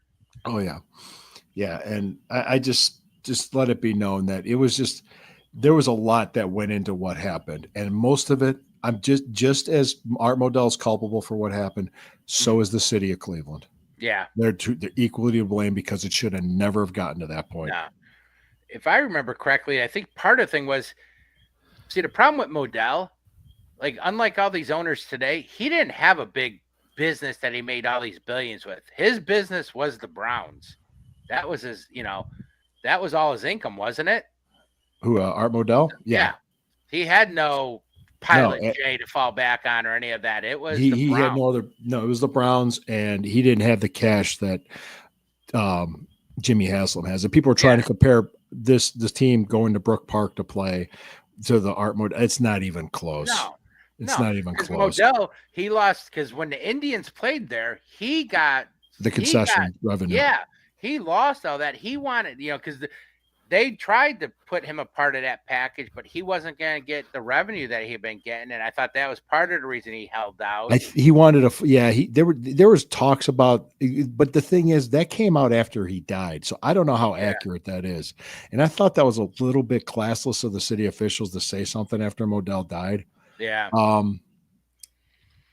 Plus, in the end, he still had a sell. I mean, even after that, what he did to this city, moved that team to Baltimore, and he still ended up having to sell that team. Yeah, he still had to sell the team. Yeah, he didn't. He still had to sell the team. That's what people don't talk about. Mm-hmm. Steve Biscotti owns that team now. Yeah, no, it's totally different. So that's why it's kind of like that sting's kind of worn out because the Modell family doesn't even own the team anymore.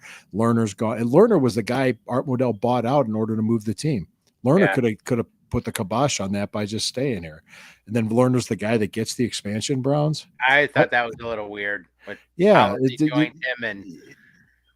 was there's a lot of backdoor deals happening and in between and all this other stuff. So this shit was happening. All this stuff was in the works, and the NFL knew.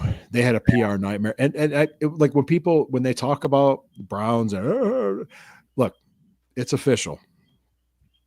8 world championships, 18 Hall of Famers, and the only fan base to fight to keep a team and win. Yep. Nobody else can say that. Nobody. Only 2 other franchises have more championships than us, and they're a lot older than us. That is the Green Bay Packers and the Chicago Bears. So, with that being said, guys, if you want to hang your head, you want to kick rocks, and you want to shit on yourself and be negative, go ahead.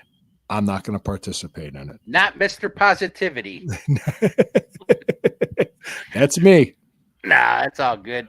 Well, I mean, but when I write, look, I'm realistic too. When you see when I write and I report on the team, if it's not good, it's not good, and I've done it. I've been honest. I'll be honest when I report. The thing too is a lot of these reporters, and I like the reporters. What is this? Who is this guy? Funny thing, Art signed the paperwork on Al's plane, and he was considered a hero. Yeah. That's right. Yeah. Oh yeah. Yep, that's true. It's 100% true. That was 95, guys. That was 30 years ago. Unbelievable. I remember them being on that. It wasn't it at an airport and out at the airport, and that whoever the mayor or whatever, Baldwin was saying, holding up, going, "I've got the contract right here," or whatever. When he they announced it that Monday. Monday. The next day was the Tuesday. We were voting in Cuyahoga County for an expansion of the syntax to remodel the old stadium. If we didn't pass that and we weren't able to build the new stadium, we wouldn't have the Browns now. We passed it by 80-20 margin. I forget the guy, if he's on ESPN or somewhere. I saw it one time a month or so ago talking, doesn't know shit. He was like, the Browns, that city, they lost that team. It's like, we didn't lose that team. I mean, No. he had no idea what he was talking about. And No, people they don't. hammered the guy. He's like, no, the owner, it wasn't, it was, we didn't support them. Bullshit. That stadium sold out. Yeah. We always sold out. The fan base We was always there. had crowds. The fan base was there. We were loyal. This very guy was loyal. going on about how we didn't support a team back then. I'm like, this guy, one, you don't even look old enough that you were even around to talk about, Yeah. but you have no clue. And people blasted him like, you know nothing. We sold out every game. We've talked about this back then. Before they left, I mean, every time a Browns game, I expected us to win almost every game. Yeah, we were good. We had good teams. Favorites to be in the playoffs. The sad thing is my three best highlights are those three NFL or AFC championship games. I think for me the most heartbreaking was the drive, losing that one to Denver. Yeah. I mean, because remember we scored. Brendan catches that ball, goes down the sidelines. We score. They do the in-swing kickoff. They muff it and they get it at the 2. I remember being at my house watching with my dad and family. I'm like, we're going to the Super Bowl. It's a couple minutes left in the game. They're at their own 2 at our field. I'm like, and then play after play. Like, okay, 3rd down in this, 4th down and play after play, completion. This just methodically going down the field. You're like, oh God. But anyway, I'm sticking with the positivity. All in all, so final thing, what was your draft? You probably don't do grades, but what was your overall impression, or what do you think? I would, if I was going to give it a grade, I would say it's an A draft on paper. Okay. We'll see what happens on the field, but I liked it. I was cool with it. And once you look at the Dillon Gabriel pick, and you're like, well, you're not looking at picking a franchise guy in the 90th something. Right. I think they still in the back of their minds are going to say, okay, we'll see what we got, but we have the ammunition to get a quarterback next year's draft. Mm-hmm. If we can, if they want, and there's nothing wrong with that. I have no problem with that. Also, Bill Musgrave, the Browns quarterback coach, was teammates with Deion Sanders in San Francisco, and they're good friends. Plus, Pat Shurmur, the offensive coordinator, was a former Browns coach for the former Cleveland Browns coach. It was the offensive coordinator in Colorado. Mm-hmm. He has a great relationship with Stefanski. So there's a lot of inside stuff that probably, I'm sure they made phone calls. Oh, yeah. Oh, everybody assumed right away when Deion made that comment about there's teams he don't want his kid going to, and this and that, and everybody right away, oh, it's Cleveland. But yeah, Musgrave and him, I heard the exact same thing. They played together at San Francisco. They're actually good friends, and it's somebody that he trusts. Yeah. Deion. And that's so they could carry 4 quarterbacks. I mean, look at all the injuries we've had. I mean, the year we went to the playoffs a couple years ago, what did we go through? 6? We went through 4. I know we went through Watson, DTR, PJ Walker, and Flacco. Yep. We also had the kid Stricker. What was the kid that would be Bengals? He played in the last game of the year. Yeah. Remember, I want to say like Stricker or something weird. Simmons or something like that. Yeah. Him. I thought there's one other guy we're missing. But anyway, 5 or 6 quarterbacks. I don't know. I'm Shedeur. I did not want him with the 2nd pick. I didn't want him with the 2nd round pick. When it started getting in the 3rd round and later. Yeah, I think for me, I'm scarred from the Manziel. You see the Manziel was one of the 2. Justin Gilbert was a bigger bust than Manziel. At least Manziel played a little bit. Yeah, won a couple games too. I think with so much media and stuff, quote unquote, the circus. I think most fans are like, God, I don't want to go through that again. Fair or not with Sanders. You can't deny the kid has talent. So, for where we took him, it's a no lose situation. See what you got. If it doesn't work out, fine. And it's a 5th round pick. Who cares? But you got to find out what you got, and we have to know by the end of the year if we have a quarterback or not, or what we're doing heading into next draft. So we'll see. Right. We'll let it play out. Let it play out. I mean, really, guys, they're actually, I like the strategy. I like what they did. I think one thing's for sure. I don't think Deshaun Watson is going to play another snap for the Browns. I don't think we'll see him under center. Probably not. I think he'll be a June 1st, 2026 cut. Yeah. And he just put him on the pup this year. and roll out with what you got. You got low cost people. You got 2 veterans that are on the cheap. One guy's still under a rookie contract. You got 3 guys under rookie contracts, and you got a veteran that's on the cheap. So Yeah. roll out with what you got. It makes sense what they're doing. And like I said, guys, there's if you let people point a finger at you and tell you this, and this, and you start believing them, you already lost. Right. So that attitude doesn't fly with me. How big was it for them? I was shocked. I'm glad they finally, but how big was it when the owner finally came out and said, "Hey, we took a swing and we missed." Yeah. I mean, he's come out and said it didn't work out. And he said it was on him. He took accountability for it. He said it was his choice. I'll give him credit for it. Yeah. They went for something big. He's not afraid to spend the money or, do stuff. Yeah. And did you notice like the media freak out over that? With Haslam saying that, and how everybody just was like, they had to I think they were finally shocked.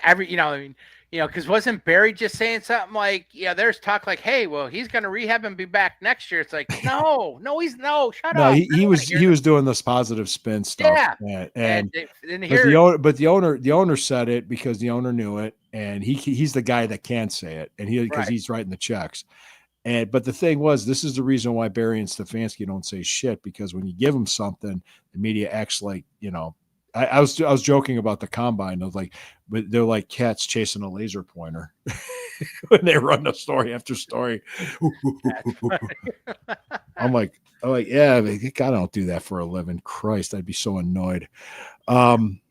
We'll see. I have my season ticket this year. I know you got yours. So I got mine. And actually, there was talks about the Fanatical Elves possibly being at the combine next year in that'd be fun February 26th, which would be nice. Hey, if we have a top, if because of Jacksonville, we have a top pick in that draft, and we're looking at quarterbacks, I want to meet Drew Aller. The kid from Medina, I heard a lot of good things, but you see, the thing is, you don't know. You have no idea what it's going to be like 10 months from now. Some people thought he could have come out this past year, and we're already speculating. I think for him, it was better that he stayed a year. The thing I just heard recently, because everybody's talking about Manning, it's next year for Manning. Now it's come up. He may stay in college for 2 years. I'm so fascinated to see how this plays out. Now that you have that NIL and these kids can make money, they're not in a hurry, I don't think, to come to the NFL. They can make a few million there playing college. Are they going to be more selective? If there's a couple really shitty organizations that you don't want no part of or something, would they call their bluff like, I'm staying? I'll wait another year. I don't know. I heard that recently about Archie Manning now potentially staying in college for 2 more years. So we'll see. I'll worry about that next year. I'll see. Hey, at least we got, before this draft, we had Deshaun Watson and DTR. Now you look at it, and you still have Deshaun Watson, but he's not coming back. DTR is gone. I don't have a problem with that trade. I wasn't, DTR, good kid. He did nothing for me as a quarterback here. I'd rather see what Kenny Pickett could do. He's a former first-round pick. I'm not expecting much, but DTR I was done with. And you brought Flacco back, a fan favorite. He brought magic to this city. Mm-hmm. And you got 2 young kids. So I'm excited to see what this brings. I like the backfield. Like Ethan brought up, you got 3 good weapons you added to this team during this draft with the position players. The offense will be better. I think you're going to see a lot of more 2 tight end sets, so you don't have to worry about receivers much. Absolutely. I think they're going back to more of the Stefanski-like offense. I think when I saw something, look at their players. They all had, a lot of them had a common theme. Sampson, wasn't he the SEC player of the year? Yes. Yes, he was. Gabriel was the Big Ten, I think, offensive player of the year. Yep. They brought in, like I said, I read you that thing of at least one of the 2 big networks. You got 6 of the top 68 players in this draft, according to this guy. The only one falling out of it was Gabriel. Was that Daniel Jeremiah? Yeah. In his top 50 ranking of these players for this draft, you got 6 of them, I think, or 5 of them. And by the way, you have 2 first-round picks for next year. So use them wisely. Use your assets wisely. One I other thing. Oh, Go ahead. Go. No, I'm just going to say, I think people, they get on Stefanski and Barry a lot, and criticism's warranted when it's warranted. I'm fine with it. But I remember just going to the Steelers game last year. It was a snowstorm, and I'm on the Rapid, and I saw the news on the Rapid that Ian Rappaport was reporting, hey, Stefanski and Barry are going to be back for 2025.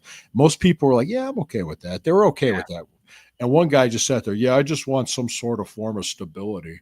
And I'm like, well, if they come back for their 6th year in a row, is that considered stable? I'm just like, what do you're making it like it's their 2nd year, dude. I mean, what are you talking about? Yeah. So that kind of stupid shit bothers me. It's like, do you know what you're saying? Do you understand? I mean, they started in 2020. It's 2025. This is their 6th season together. And, they got 2 playoff appearances and a playoff win, which is good. It's better than anybody else before since 99. Right. And I remember all the articles about Belichick when he was here. He's a Hall of Fame coach. I remember the articles about Schottenheimer. Mm-hmm. They wanted him gone. And then 2 years later, they wanted him back because Bud Carson sucked so bad in his 2nd year. Did. Yeah, he did. Yeah, that team was horrible. Rode the coattails for that 1 year, got us that 1 championship game, and after that, it was downhill. After the last division title we had too. Mm-hmm. I want to see this team win the division. I want to see playoff games at that stadium. Let's see it happen. I mean, I'm not saying it's going to happen this year. I'm not saying anything. I'm not predicting anything. I'm just saying. I'm curious to see what I think overall. Stefanski is a good coach. There's plus and minuses. There are times his play calling would drive me nuts. He's human. Yeah. I think Watson. I don't know if he was forced on him or what. I think with this draft, the quarterbacks they brought in, these are his quarterbacks. Let's see. I mean, the guy's a good offensive coach. Let's see what he does. Let's see what happens. Let's see what happens. I'm going to be Mr. Positive with you. We've got talent.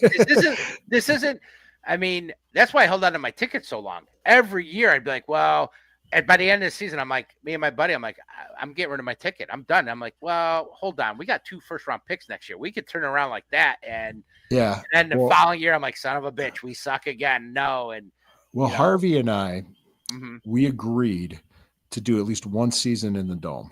Yeah. That's what I'm holding out for. We're hanging on to 1 season in the Dome and thinking if they get like when they're ready, they're priming to be ready to go when the new stadium and contend like that, which is possible. I don't know if that's the plan or not. I think they're trying to win now too. I would hope sooner to go 4 years of just shit football. Yeah, we've been dealing with the garbage for too long. I think that the one way to turn it around and turn around the national perception is just to win on the field. Start winning. I'm worried about everything's going up price wise. My buddy, he was on the lower level. He just, when they did the relocation, he went to the club level. This blew my mind. He was down right where the Browns, they come in and out of the tunnel. Yeah. He was, if you're on the field running into the tunnel, he was just to the right, like 1 or 2 sections to the right. I sat with him once or twice last year down in his section. He moved to the club level and only paying about $100 more. He's like, they pretty much priced me out of that lower level. I think he was well over, what did he say? Over 200, somewhere around there per game, something. And they go to the club. What are we? You're up. I'm 1,300, I think, up where I'm at. I'm in 511. For 2 tickets? For 2 tickets? For one. No, where I'm at 503, row 27. Okay. So we're like 5 rows from the very top. Oh, okay. We're covered. And it's like $70 a game. So you're talking. Wow. Yeah. Okay. I'm trying to think. It might be a little bit more. It might be 75 now. I got mine I bought my tickets in 2007. I bought them off another man. Paid half price for the PSL at the time. It was $1,100 and I think $25. I paid $650. But when we had our tickets at 07, we were paying $50 a game. I think it's now up to $130 a game now. I think when I looked at, they just took my last payment. I think I paid just over $1,300 for my 1 ticket this year, and I'm at 511, which is about the 20-yard line ish, closest to the dog pound on the visitor side. Yep. So we'll see. I mean, everything's going up. Hopefully, I make more money with my job, but if I can afford it, I know you've talked about budgeting properly and stuff. And well, yeah, because I got cheap tickets, and I take the Rapid. I eat at Tower City, which is cheaper. We used to do a tailgate, bring our food and stuff. For me, it's so funny because I'm doing the 4-month plan. I know some people do the 12-month plan, but I pay mine in 4 months. So they just took my last payment. So when the season starts, I'm that naive, like, oh, this is free. It's like, no, you just dropped. You already paid. You already paid. Yeah, but I'm like, well, every game, I'm like, I'm not dishing out. I pay half. My friend Harvey pays the other half, and it's not as bad. So he pays 1 month, I pay the other month. We go back and forth. And I remember like they had my card set up, but my card expired, and I got a new one, and I had to call them. And it was just my debit card. One last thing I thought was funny. After the draft and stuff, I did get an email from my ticket rep. After the draft and stuff, we're excited today. There are some extra tickets if you're looking to upgrade for club and stuff. I'm like, you dirty rat, you. They're right away they're trying to push upgrade. We looked into it one time. There's that cardiac lounge. And because I'm like, well, would we want to move to one of those, get the all you can eat food and all that, maybe come here beforehand, not mess around. It's like $300 a game. Dude, I'm a big guy. I'm a big guy. I could eat. I'm like, I ain't eating $300 worth of food. I could try, but I'll be dead by the end of the year because, we gained like 100 pounds. We look like Ken Carmen after Thanksgiving. I did with my wife. We split it with a few people, the Cavs, years back. They had a club level and you had a gourmet buffet. I mean, this was a beautiful spread. And I've done club level at the Indians. I can't do that stuff anymore because when I do it, I feel like, oh, we got to get our money's worth. Like my wife or a buddy, they'd come and they'd eat a plate. I'm like, what are you doing? Get your ass up there. You better get up there 2 or 3 times. I just dropped $100-something bucks. You're not eating one little plate of stuff here. So I can't do stuff like that because I'll just overeat. I always knew how to budget because when I used to go to the Indians games before and I was a college student, I'd eat at home before I'd leave. I don't go to a game hungry. You just don't. Well, remember what I told you. Season ticket holders, we got it back several years ago. They gave us that clear white bag, clear plastic bag. You can bring food into that stadium. No liquids, although we took Did you take like a Subway sandwich that was wrapped up and you were allegedly I heard somebody took a water bottle and wrapped it in a sub. I heard that when they were at the sub shop, they're like, can I have an extra wrapper? And got an extra wrapper from them, wrapped it up and threw it in there with his other sub and got through. But you could bring food. I brought sub sandwiches for games, nuts, peanuts or something, munchies or whatever. And, because that stuff adds up, man. It ain't cheap at these No. And I really, like I said, I'll eat. Like what I did was before I went to the draft party, I ate at Tower City. I ate at the Japanese place. I got some teriyaki chicken, so I ate, and then I went to the draft thing and got a snack when I was there. So that was I gotta say, we used to back in the day. Me and my buddy, we had our own tailgate group called the Muni Crew. We were in the Muni lot, and we kind of we're '90s guys, so we Motley Crue, the band, so we called ourselves Muni Crew. But there's several tailgate groups out there now that are really good guys. You got Eric with Top Dog. You got the Nats guys. I mean, you pay these guys $25-$30. You have all the food you can eat and beer you can drink. If you don't want to like mess around with all that, spending down there, these guys are all online. And Eric, the one thing I was going to tell you before was about Eric and his, the Mac for Mutts thing he does. That's coming up this month, coming up soon, isn't it? In May, I thought, or is it in June? Do you remember with Top Dog, his event? May 31st. May 31st. Okay, Mac for Mutts, I think he's calling it. He's still looking for people to do mac and cheese if you want to enter the contest and stuff. We went last year. You're not going to enter a mac and cheese? No. You don't have a recipe? Do I look like I have a mac and cheese recipe? No, but I do. Yes. I was pissed at him. You were pissed at Eric? Yeah, he was looking for some. But have you ever seen Nick Wilson on 92.3? Yeah, I've seen him. He's a big guy. I didn't realize he was a big guy either. He was looking for all these people to be guest judges for food. And Nick Wilson was, or Eric? No, Eric for one of his events. And I'm like, dude. I mean, Eric and I go way back. When I used to tailgate in the Muni lot, Eric was a few spots down from us. Him and another buddy. We had a mutual friend, and he saw our tailgate group. Really liked what we did, and we used to talk and stuff. And Eric and I go way back, but I was a little bummed he didn't ask me to be a judge.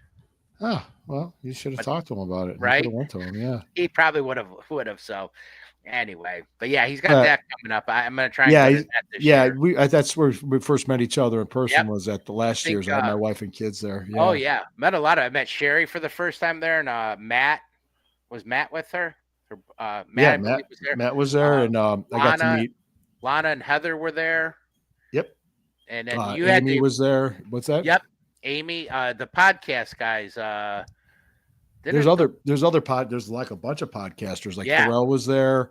The was he there? Burning River guys were there. Yeah, because I went up to the Burning River Sports Talk guys and I said, I have the Burning River Browns talk. And they said, we don't care. They're like, we don't care. I kind of told them, I said, I didn't know you guys. I didn't mean this. They were fine with it. Was that the same Pharrell that's with you guys? Okay. Yeah. I didn't realize he was there last year. Okay. Oh, yeah. Yeah, no, I met a bunch of Twitter people and stuff. It was a lot of fun. He put on a good event. It was for a great cause, the dog. So yeah, there was a bunch of guys that I finally got to meet in person, and it was fun. I had a good time. Absolutely. I had a good time. So I'm looking forward to it at the end of the month, and I'm just, you know what, just looking forward to it. That's all. Just have fun and get ready for the season. Yeah, and I think this Cavs playoff run. You guys, let's have fun. Let's just have fun. They're supposed to be fun. And you know what? Just have fun. Let's enjoy it. I'm Mr. Positivity. Okay. I remember people having a meltdown over a West Coast trip late in the season. They thought we were going to fall. And it's like, this team, they look so good against Miami. We'll see what they do against Indiana. Yeah. But wow, there was just.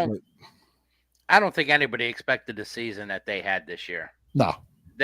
This season was unbelievable. One of the best seasons I've ever seen for a Cavs team. Bush said on David Bacon's show, the Cleveland.com show, he said something that was interesting. He goes, there's teams that have gone from 3 to 4 wins to like 10, 11 wins the next season. I'm not saying the Browns are going to do it. It could happen. It happens almost every year now, it seems like. I mean, look at Washington.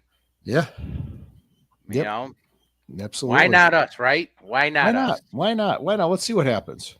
I'm with you. You convinced me. I'm positive. Let's just see what happens. And like I said, because John's like, well, what if they only win one game and now we don't want to play? I was like, the schedule didn't even come out yet. Why are you even defaulting to that? He's like, yeah, you're right. I'm like, what the hell? It's so funny because you see those schedules coming out for the next year, and of course your mind automatically thinks to the last year's team. You're like, oh, that's gonna be, and then you're like, wait, they got new rosters. Players change, this and that. It's new coaches season. Change, players change, new season. I mean, well, look at our season last year. You know, you remember seeing Washington. I'm like, oh, that's a win. It's Washington. They were terrible. They had the second or third pick in the draft. We were terrible. We were terrible. So you don't know. Yeah, you don't know. And we thought we were going to be good, and we thought we had it figured out. But Camp Cupcake's not going to happen this year, and I think the players are going to be expected to earn their roles. But man, we've been on for an hour and 45 minutes. Let's start to wrap this up. Did you got any final thoughts there, Steve? No, sir. I appreciate you having me on. Sir. Right. I had to throw that in there. Yeah. I enjoy it. I love your guys' show. I love the whole Fanatical Elves group, all the guys and gals. Yeah. Glad, a lot of good people in here. And the Bougie Sports people were there too. We have a great relationship with them. I love the Bougie Sports girls. Yeah, I don't think Yvette was at that because I think it was the same day as the Kentucky Derby. I think she went to a Kentucky Derby event. That was last year. What? Yeah, she wasn't at the event last year. No, she's in Youngstown, if I'm not mistaken. No. Yeah, so is Heather. I thought Heather was Columbus for some reason. Heather's Youngstown. I thought Lana was Youngstown, but she said she's in Medina. I was like, oh, okay. Yeah, no, she's local. And then Lysandra's moving. I think she said in June next month. She's moving back to Cleveland. She's moving to Parma, as far as I know. And so what I'm doing, so we have a great relationship with them, great people. Most of the Browns podcasters, I said just about all of them. I'm Browns fans. I get along with. I'm fine with it. Yeah. But when I just said, just people just default to the negative and get upset, and maybe it's just me being Mr. Positive all the time. One thing before I forget about the network, Ethan, I enjoy a lot. He's newer. Yeah.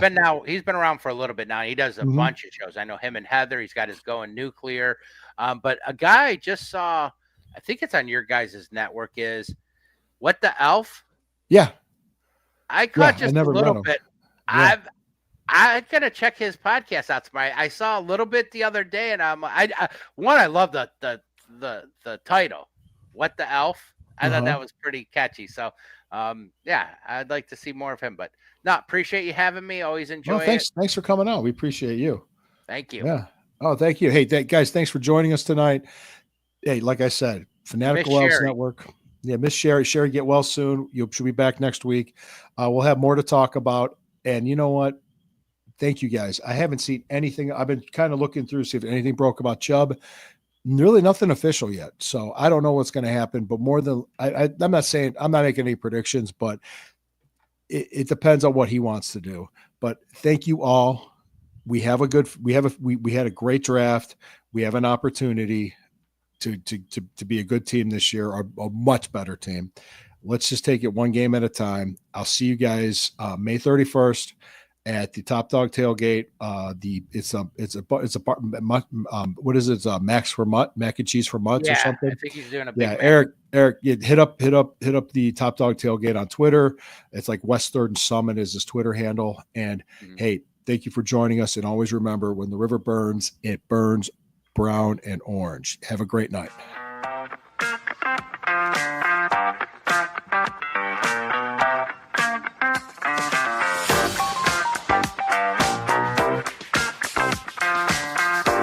Long show. Thank God I got the break.